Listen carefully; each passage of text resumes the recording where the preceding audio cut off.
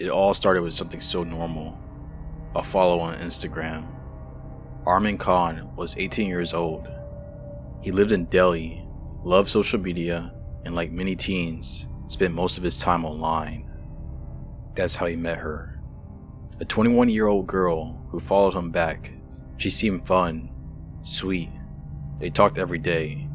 DMs, calls, late night chats. At first, it felt like love. But Armin didn't know one thing. He wasn't the only one she talked to. Enter Mahir, a 20-year-old guy from Parhangunj. Confident, chill, and also active on Instagram. He had also connected with the same girl. They began chatting casually. They even did a few video calls, nothing serious. But Armin saw one of those calls, and something inside him broke. He couldn't believe she was talking to someone else. He thought they were exclusive. His mind started spiraling. Jealousy, anger, obsession. He didn't confront the girl. Instead, he quietly took her phone and blocked Mahir. He wanted to erase him, remove all contact. But Mahir noticed a sudden block and was confused. Then came the trap. Armin messaged Mahir from the girl's phone, pretending to be her. He told him to come meet and take his phone back. Mahir agreed. He probably thought it was just a normal misunderstanding. But when he arrived, it wasn't just Armin waiting. Two of Armin's friends were with him, and in just moments, things turned dark. What should have been a simple chat became a brutal crime. The three boys attacked Mahir. They stabbed him more than 50 times. Right there, in the open. Mahir died on the spot. A young man who had no idea that replying to a DM would cost him his life.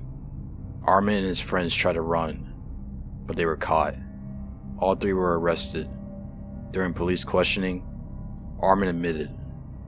He said he couldn't handle the idea of the girl being close to someone else, that he felt betrayed, that his jealousy took over. The girl? She was left in shock. She had no idea things had gotten this serious. She lost both boys in a single moment, one to murder, the other to prison. This wasn't a story about true love. It was about obsession, control, and how dangerous it can be when someone believes they own another person, just because of a follow, a chat, or a smile. Instagram was just a start, but the ending? It was soaked in blood and regret. So next time you get a DM, ask yourself, how well do you really know the person behind the screen? Have fun on Instagram, but it cost him his life. 17-year-old Himanshu Chimney was like any other teen in Maharashtra. He loved hanging out with his friends, making reels, posting stories, and keeping up with trends. Instagram was his escape, a place to laugh, share, and connect. But one story changed everything. It started as a joke. Himanshu posted an Instagram poll on his story. It asked people to vote. Who's better, me or Manav? Manav Jumnake was his 20-year-old friend. They laughed about the poll at first. It seemed harmless. But the results weren't what Manav expected. Himanshu got more votes. Way more. And that's when the mood shifted. Manav stopped laughing. His text became cold. He started mocking Himanshu, then accusing him of trying to embarrass him in front of others. Friends noticed the tension, but no one thought it would go that far. On February 8th, 2025, they decided to meet in person. Just to sort it out, Himanshu told his mother before leaving home. He was calm, not scared. He didn't think this small fight would become anything big. He never came back. Manav brought a knife to the meeting, and when they met, things got heated. Words were exchanged. Then suddenly, violence. Manav stabbed Himanshu again and again. Himanshu tried to run, but his body collapsed on the street. Locals rushed him to the hospital. His white shirt was soaked in red. He died that same day. a life lost over an Instagram poll. Police arrested Manav soon after. During the interrogation, he admitted the truth. "I felt insulted," he said. He was showing off on Instagram. It was jealousy, ego, a moment of rage. And now one boy is in the ground, the other behind bars. When the news broke, him and Nashu's classmates cried. His teachers were in disbelief. "He was always smiling," one friend posted. "He didn't deserve this," another wrote. His last Instagram story, the poll, stayed up for 24 hours. It was still getting votes after he died. A reminder of how something so small can go so horribly wrong. His funeral was simple, quiet. His mother held his photo close, whispering his name through tears. Now, his story lives on, shared in whispers, posts, and memories. A warning. Not all fights start with fists. Some begin with likes, comments, and polls, and sometimes they end in silence.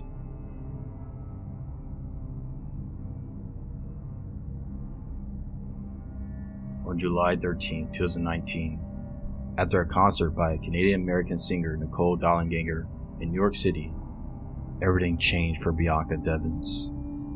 Born on October 2nd, 2001, Bianca was a 17-year-old social media influencer from Utica, New York. She had built a world on Instagram filled with bright pictures and hopeful messages. For her, Instagram was a way to feel connected, even when she battled depression, anxiety, and other challenges. In April 2019, Brandon Andrew Clark, who was born on October 6, 1997, began following Bianca on Instagram.